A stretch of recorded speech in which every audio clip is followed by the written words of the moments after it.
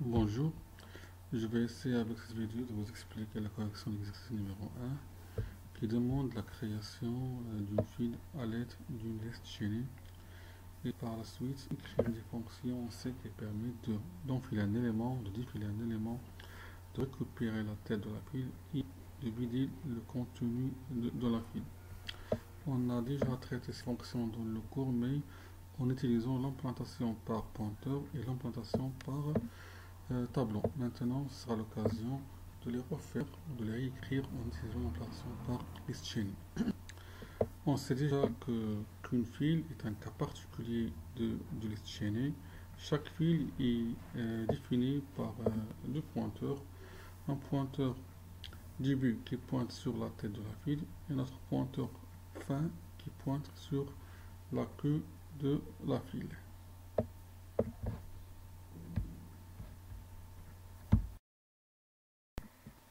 On suppose maintenant qu'on a une file de type file, une file F de type file qu'on a déjà déclaré sa structure dans le début de l'exercice.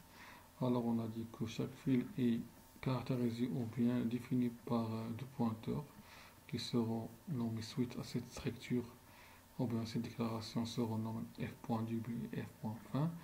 Alors si la file est 8, alors f.début égale nul et f.fin égale nul.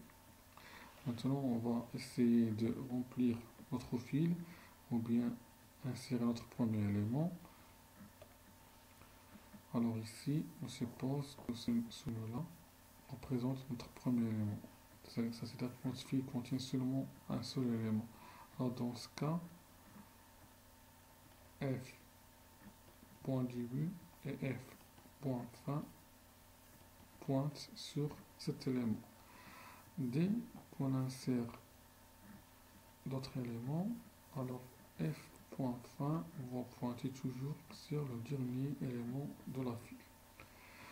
Avec l'implantation par pointeur ou bien par list chaining, les fonctions de traitement, c'est-à-dire les fonctions par exemple enfiler et défiler, deviennent plus simples dans l'implémentation parce qu'il suffit pour enfiler, il suffit de placer un nouveau élément ici après f.fin, alors on aura f.fin flèche suivant égale fn. On suppose que cette nœud là est appelé fn et on va mettre à jour alors f.fin, on va mettre à jour f.fin devient fn.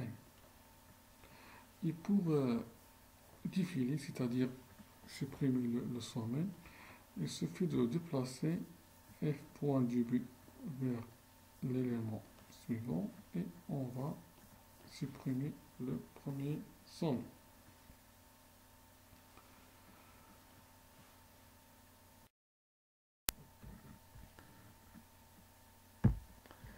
Maintenant, je passe au code.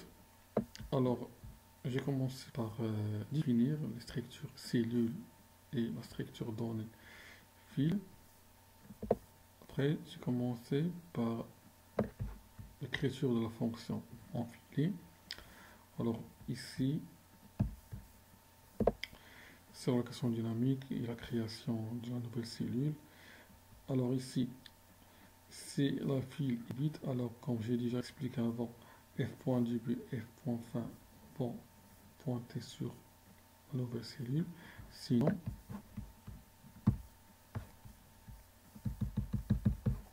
la nouvelle cellule sera placée, va être insérée après la cellule qui est pointée par f.fin. Alors on aura f.fin plus suivant égale fn et on aura une mise à jour du pointeur f.fin. Pour la fonction défilée, on va utiliser un pointeur auxiliaire pf1. Alors si la file n'est pas vide, alors on va placer p1 au début de la file et on va déplacer f.début vers la cellule suivante et on va libérer le pointeur p1.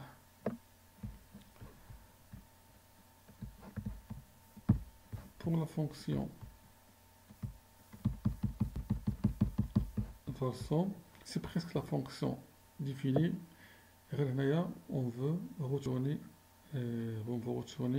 la valeur contenue dans chaque somme. D'accord? C'est pour cette raison-là qu'on a mis la file F comme un pointeur.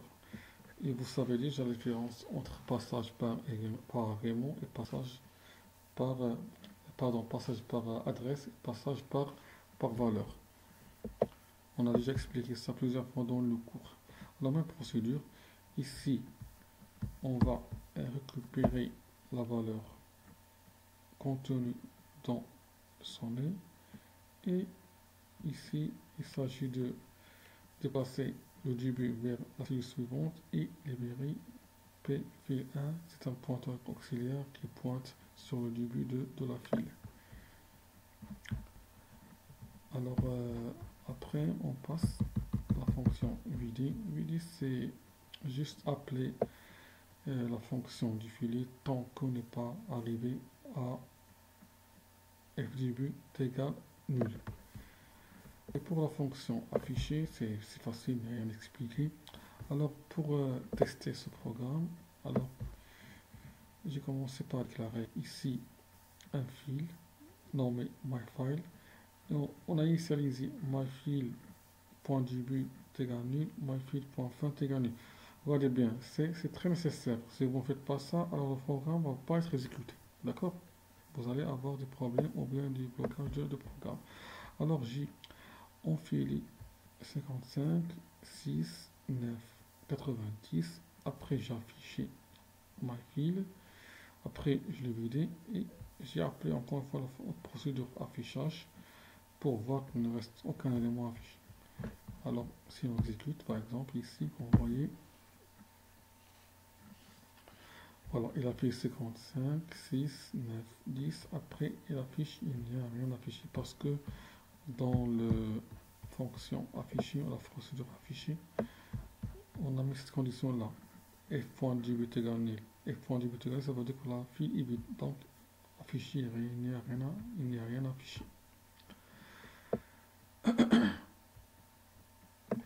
Je peux par exemple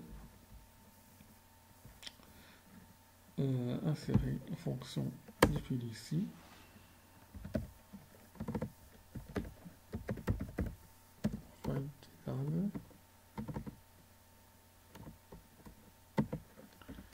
Défiler. Ouais.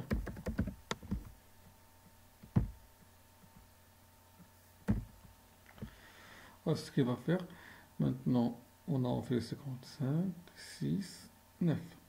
Alors, ici, on a mis défiler myFile, c'est-à-dire qu'est-ce qu'elle va supprimer? Elle va supprimer 55. Si on affiche, on va avoir seulement, si on affiche, on va avoir, pardon,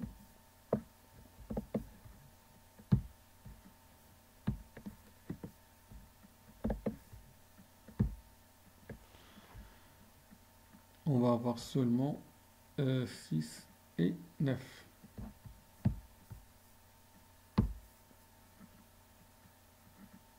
D'accord? Donc 6 et 9 au début. Après, on a enfilé 80, ou bien on a enfilé 90. Donc si on affiche, on aura 6, 9, 90.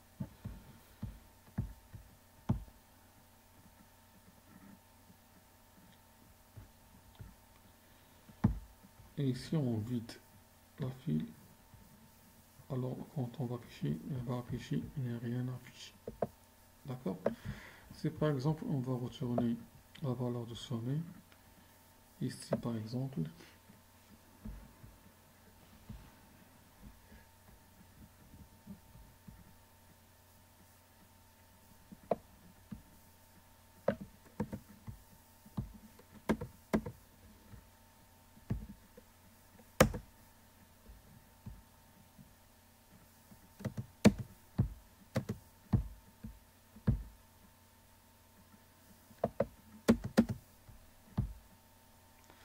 va être C égale val 100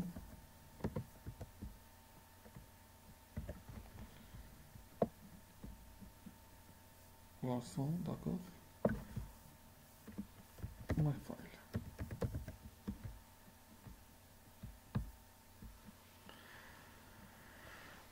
Alors ici, ce qu'il va faire, c'est par exemple, j'affiche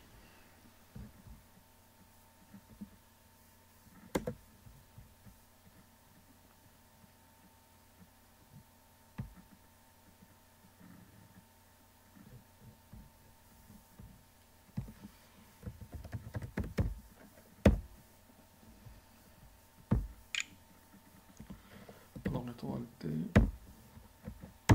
et C.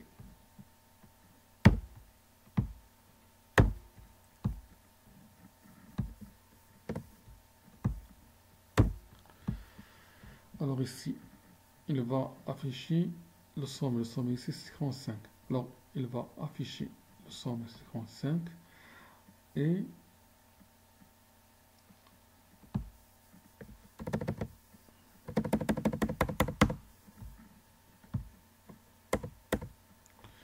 alors il va afficher le somme 55.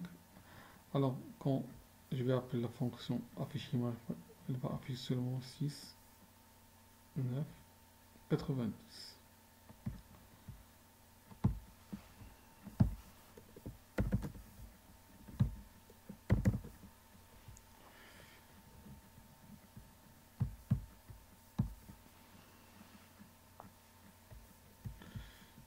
J'ai oublié point virgule.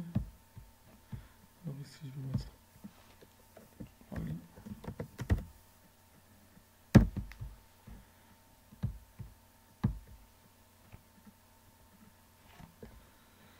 Qu'est-ce qui se passe là?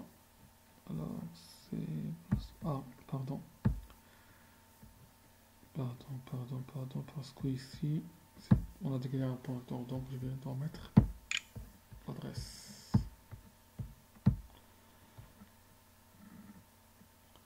Alors, 55, 6, 9, 90. Alors, il a ici, il a affiché 55 et après il a affiché 6, 9, 90, c'est normal.